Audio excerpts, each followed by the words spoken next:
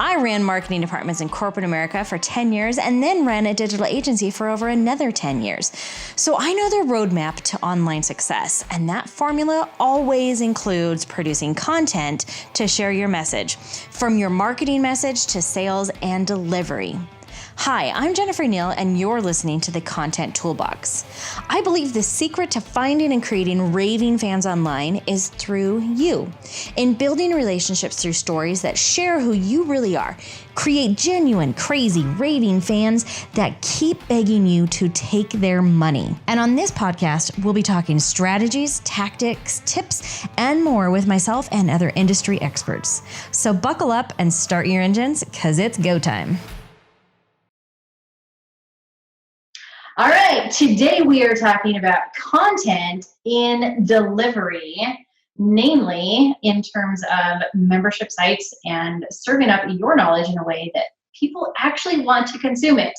And the master expert of that is a very good friend of mine, Ms. Tara Bryan, who has tons of experience and is, I forget what you call yourself, education, what is it? A course builder. So what I'm trained in is learning strategy. So I do a ton of helping people like figure out how to determine what they should be teaching and how to help other people be successful with what you're teaching.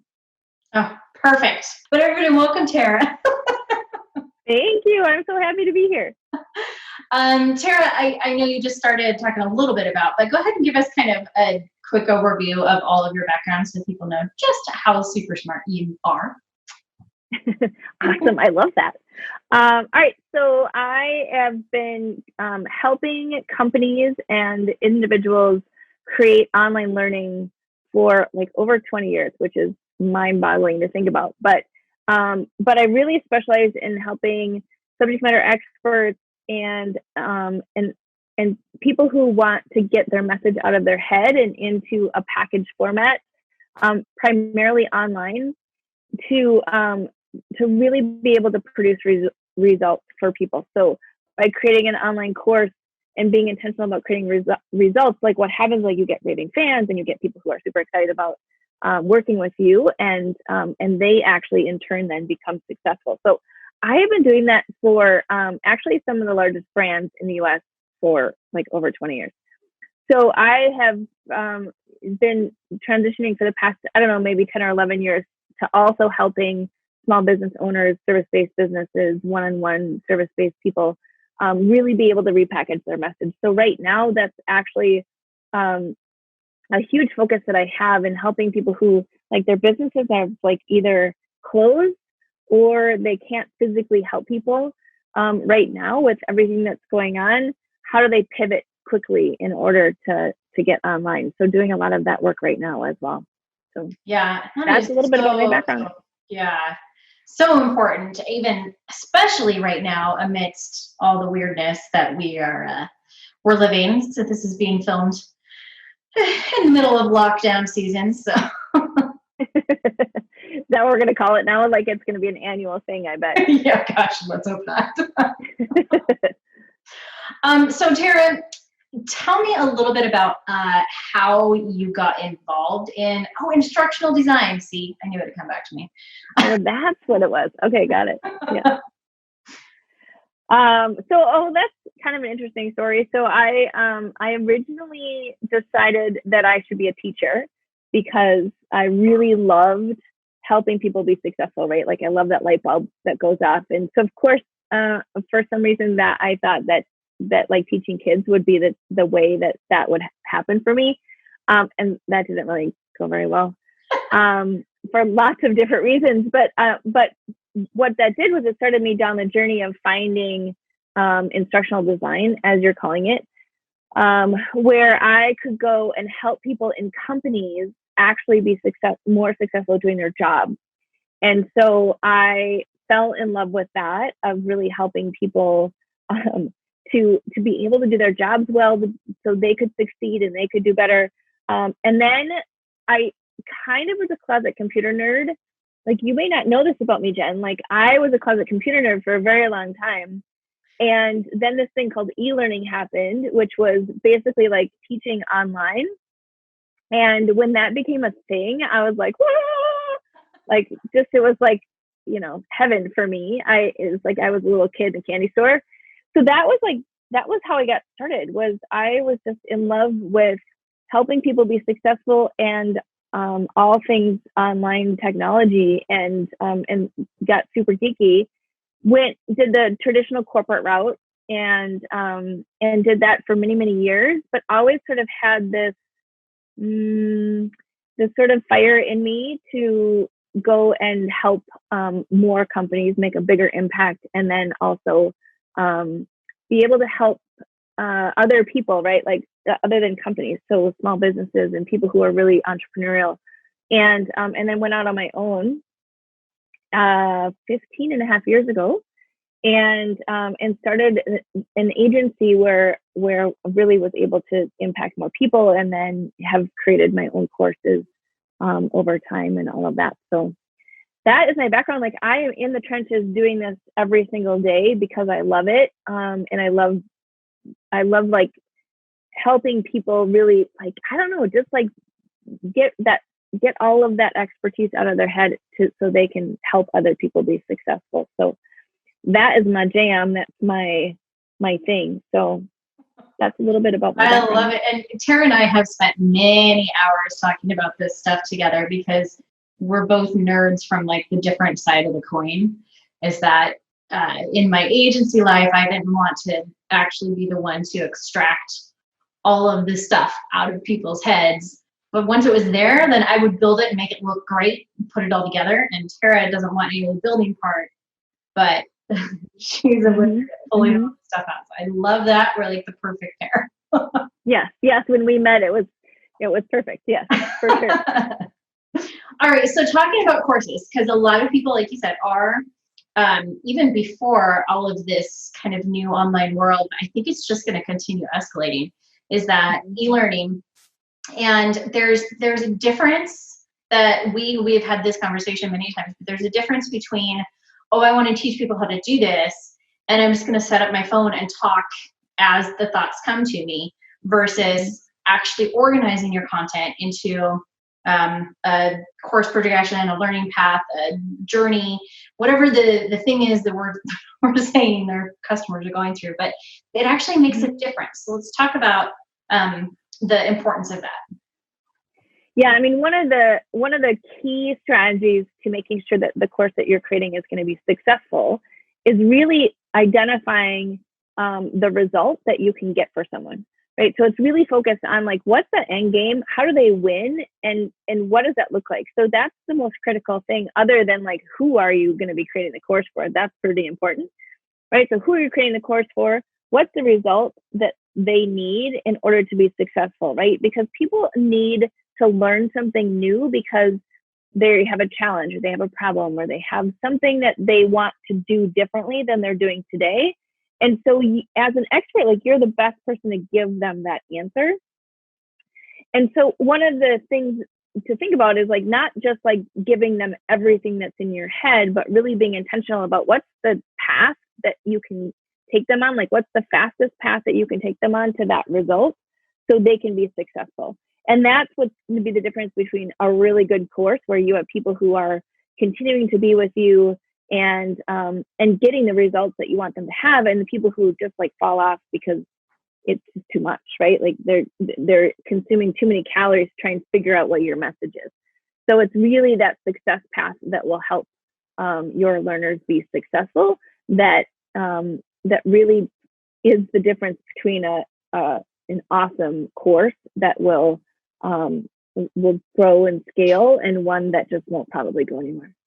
Yeah, absolutely. You guys, I've talked so much before about the customer journey, and how the customer journey starts right from the very, very first message, all the way through your sales process. And it does not stop once you actually sell them the thing. In fact, the delivery part here is almost even more important. So I love what you're saying there, Tara, is focusing on that journey and knowing where the end goal is, because that end is the next ascension to the next thing that you're going to sell. Yeah. Yeah. Well, and I think what's also really interesting about knowing that end is then you can frame what you're doing and just give them what they need to get there, right? Like, it's not about all the stuff. It's just about like, what are the key things that they need to get there? Because most of the time, and Jen, I always say this, is that like people can really cut out probably like 85% of what they're teaching, right? Because you only need like that one thing in each step that gets somebody closer towards that result. It's not all of the stuff. Yep, absolutely. In fact, Tara has this amazing stat, which I will butcher if I try to, but tell us the stat that you have on actual course or lesson. Course completion. Wow. Course completion. Yes. Yeah. Yeah. So one of the biggest travesties of any course, not just online courses, but courses in general, is that a whopping 97% of the people don't actually complete a course. So the problem with that is that then they're not getting results, right? But most of the reason why they're not getting to that end goal is because there's too much, right? Like they can't keep going. Learning is an active activity, and so you have to put somebody in action. And so if you're not putting them in action, if they're not seeing results, kind of small wins along the way, then it just is too difficult and they won't do it. So there's lots of different strategies for how to help increase that number or decrease that number, so we get a higher percentage of people who are completing. But it's a huge problem right now, and that's because of what you said before, is that so often people think that a course is just like getting on and recording or jumping on video and recording themselves talking about a topic, and that's not what a course is, and that's not what people need when they take courses. And that's why sometimes people who have bought courses before are hesitant to take another course, is because they've taken some pretty poor ones. Mm-hmm. Had a bad journey experience. Yeah, and it doesn't have to be that way. And it's so much easier as an expert to create a course that actually hits the points and that's simplified than it is to just like dump everything in there. So yep, it's better for everybody. Absolutely. Yeah. All right. So over the years that you have done this for corporations and individuals, what are some of the top mistakes that you see people make when they're building online courses? Oh, I love this question. So the first one is like, don't build everything. Like, don't do videos, don't build all your stuff before you tested it with your perfect audience, right? So in Learn Academy, which is a program that I have, where I teach people step-by-step how to do this, it's one of the things that we talk so much about is to do a beta. And the beta is really like, you are teaching this to a live audience first before you package it up into an automated course and sell it, because you don't know yet like what's going to get some results. And if you go and do everything, then like you've just wasted all that time. One example, like, this makes me so sad. I was at a conference and I went to this guy's session, and he was talking about animated characters. So he had created this entire course.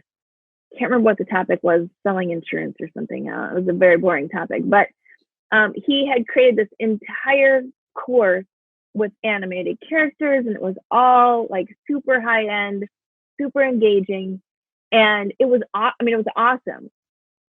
And he was talking about his journey through this, and he said, I created all this, took me a couple of years to create, and I was so excited about it. And he's like, and then I had to go and get another job because nobody bought it. And it like broke my heart, right? Because he loved it and he was so passionate about it, and he created these special characters and did all the stuff, and it's just sitting in Dropbox somewhere because he didn't test it in the market. He didn't think about how he was going to sell it or get it out there or get results for people. He just built it and hoped that somebody would come to him and buy it, and it didn't happen. And so I wanted to go up to him and be like, let's talk about your marketing strategy, but I didn't.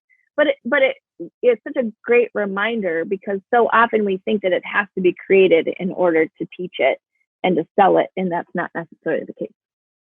Mm-hmm. Yeah, so absolutely. That's like my top one. There are many, many more, but like that's my top one.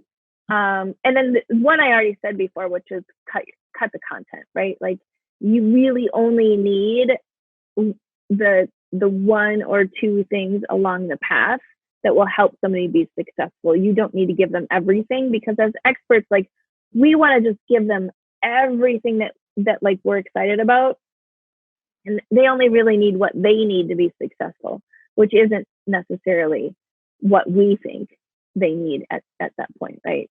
Right. And that's that whole expert level that you talk about. Like normally we're teaching at whatever level they need to learn at this level.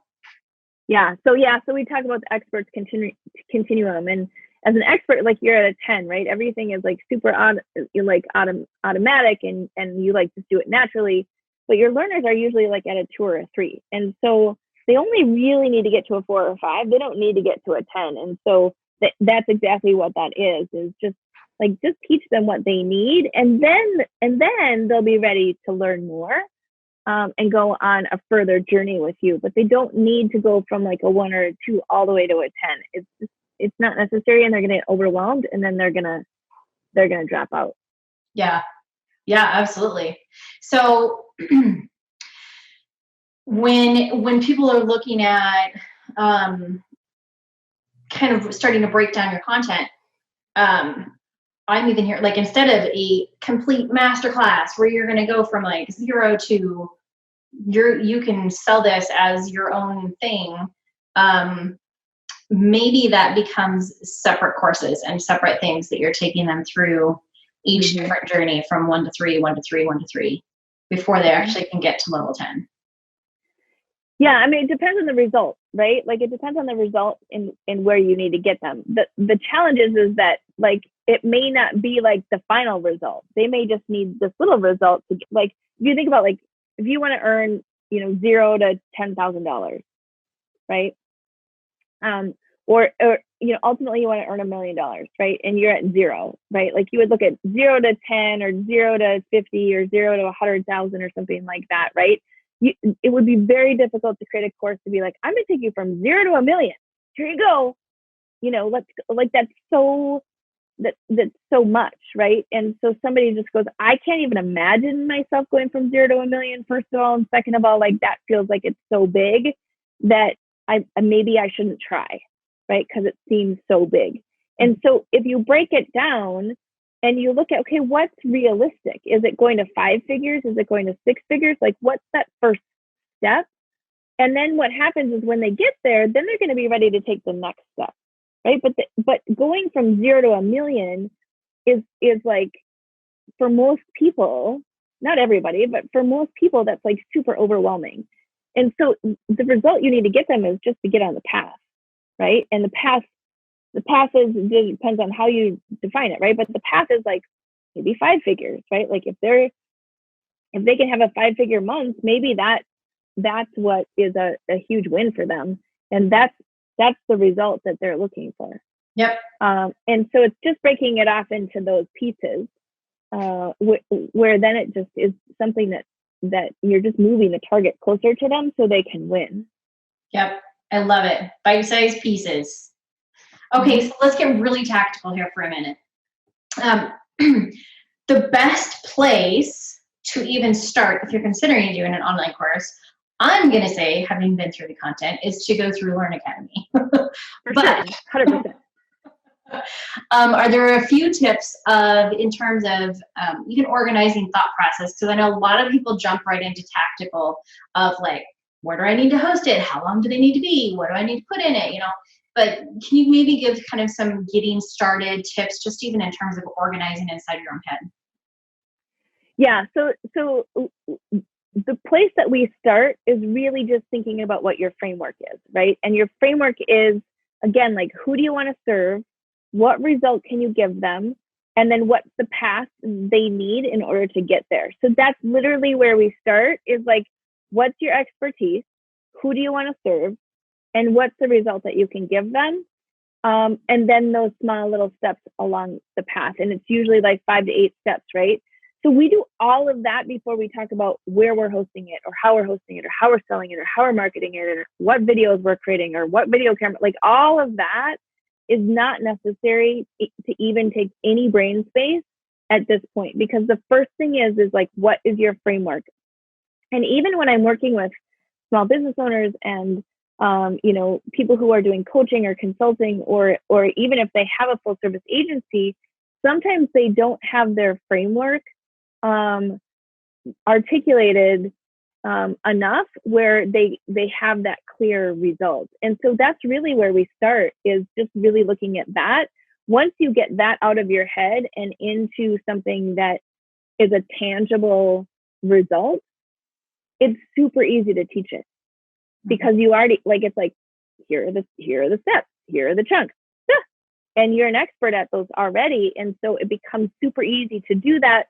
And then at that point, you figure out what's the right tool, what's the right way to get that out to people, right? How do I want the experience to go? How do I teach it? What does that look like? And all of that. But the very first thing is just getting it out of your head into a like a pattern, right? Like into something that you can teach from. Yep. I love that.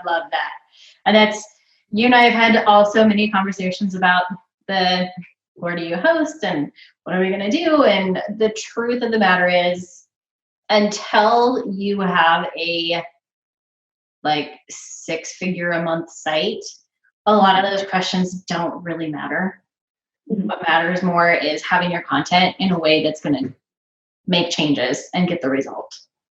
Yeah. One of the things I always say about that is when you are being super intentional about the learner's experience and the experience that you want them to have, right? You can create that in a low tech way or high tech way, right? Like it doesn't matter so much. Like there are so many awesome tools out there, and there's so many ways to make things engaging and interesting and help what we call control the dip, that way to not have that be one of those 97% of the people who don't finish, right? Like we there's lots of different strategies for that, but like it's all about determining the strategy and the experience that you want someone to have and mapping that out, more than it's like, what's the tool that's going to make all that happen? Because once you have it mapped out and you know how you want to help your ideal customer and your learner, you can do that in like super low tech ways, right? And then the goal is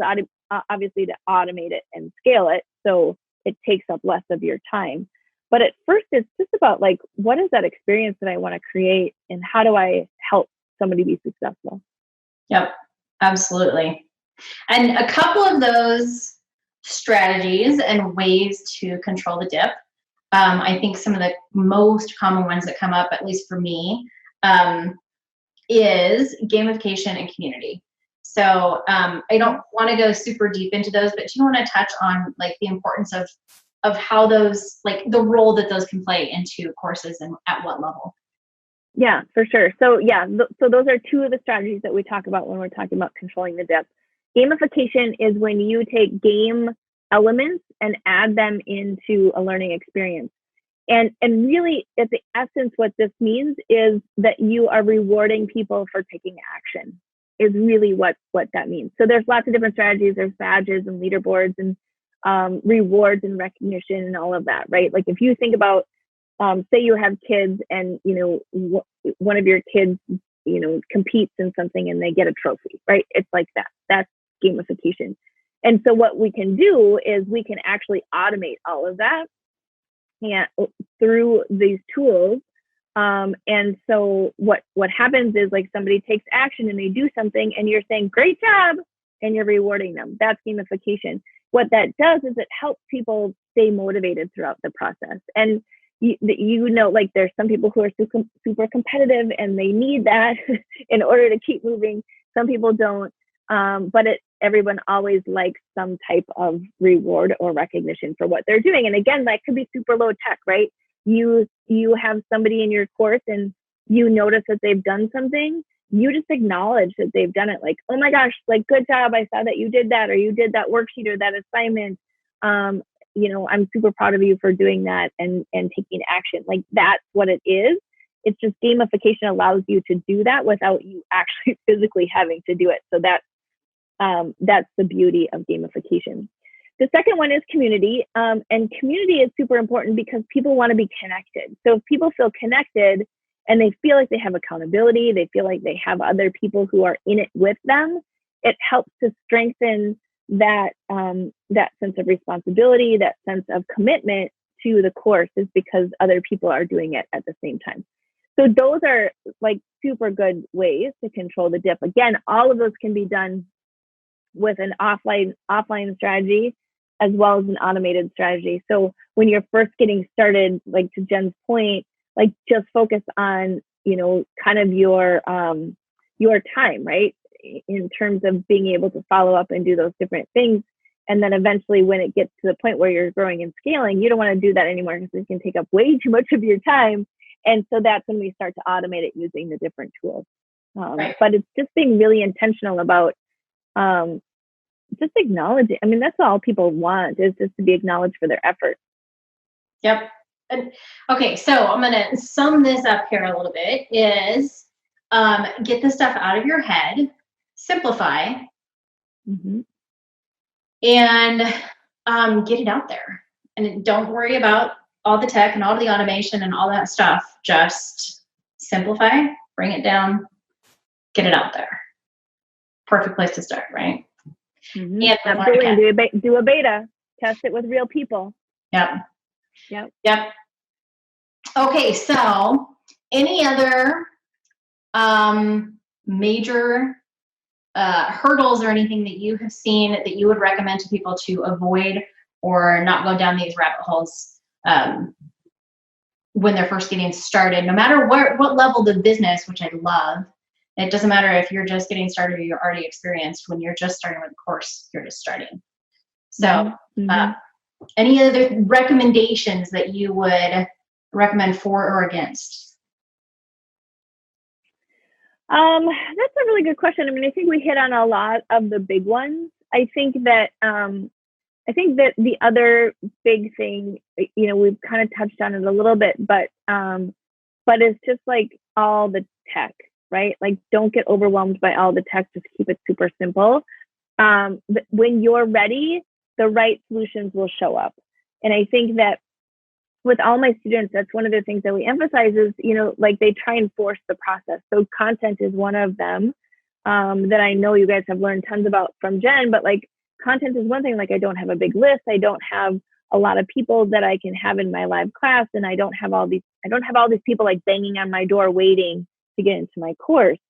And so one of the big things that I always say to avoid is that feeling of I can't keep going because there's like people aren't banging on my door, right? And it's like, if you keep working at it and you keep publishing and you keep getting out there and sharing your message and finding your voice, then there's a tipping point, and that tipping point is where you want to be. But if you don't ever get started, right, then it's not going to happen. And so the other key point along with that is, don't wait until it's perfect. Just start, get it out there, and start talking about your course, your passion, your thing that you're helping people with. And then once you hit that tipping point, it's like everything just becomes easier. And so it's just keep going and figuring out how to get out there in different ways. Because that's a tripping point for people. And then the perfection, waiting for it to be perfect. I have lots of people who struggle with actually putting something together and they're ready to go, and then they never launch because it's not perfect.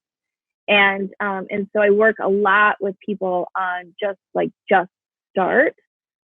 Here are the pieces that will allow it to be good.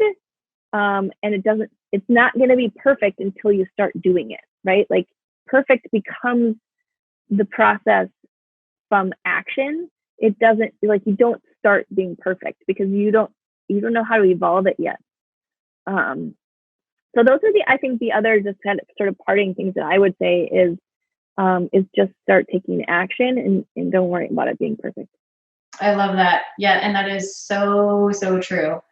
Imperfect action. Mm-hmm. Well, and you know this, like I have a podcast, Course Building Secrets, is my podcast, and I published, how many episodes did I publish before I told anybody about them? Like, I don't know, 40 or something. Like, I didn't say, oh guys, I have a podcast, go listen to it. But the reason for it was because I wanted to find my voice. Like, I just wanted to practice and find my voice and get out there. And so it wasn't about like, how many people can I have listening to my podcast? It was about like, how do I just show up and find my thing? And now it's like, it's still so much fun. I'm about 110 or 115 episodes in, and I'm still having a blast with it. And now people know about it. So if you haven't checked it out, go check it out. But now people know about it, but that wasn't ever my intention. My intention was just to get started and start. Yeah. And it's not perfect by any means. I love that. Okay. I love it. Love it. Yeah. I forgot about that. You had started your podcast without telling anybody. Yep. Oh, and no, it's so true. Cool. I didn't tell a soul. Yeah. Yeah, I love that. And thousands and thousands of downloads. So it's like, it just is organic, right? I didn't have big expectations that it was going to like earn all this money and like get all these people like knocking on my door. It was really just to get started. And because of that, it's led to those things. But yeah, so that's my funny podcast story, is that I published all sorts of episodes and no one knew anything about it. And probably is, yeah. And probably is even true for, even if you're just trying to get, I want to build a course stuff out of your head, is just start writing it down or start recording it or something, not with the intention of using it, but just to get it out of your head. Mm-hmm. One of my favorite techniques for that is to grab a bunch of Post-it notes and just start writing, kind of the different topics, and then you can move them around or change them or whatever, is to do that. Even if you have like a big whiteboard or whatever, and you put them on the whiteboard, and then, as the days go on, you just kind of move them around until it starts to percolate. Yeah. That is such a great tip. I love it. All right, Tara, if they want to find you online to learn more about Learn Academy, or follow your podcast or anything like that, where should we send people? Yeah, the best place to find me is TaraLBryan.com, which is my hub site, and that will take you to all the different places. But the program that I have right now is called Learn Academy, and that is the step-by-step program that teaches you how to design and sell and launch your course. And so that's the best place. If you want to find me, find the podcast that we were just talking about, it's Course Building Secrets. It's on iTunes and everywhere else. Otherwise, I am in Facebook land at Tara Bryan Live. Awesome. Well, go look Tara up. You will not be disappointed with her content. I promise you. Tara, thank you so much for taking the time to be on the episode with us here today. And you guys get out there, get your message online, and follow the proper framework so that your raving fans continue to be raving fans, and you turn around and tell other people.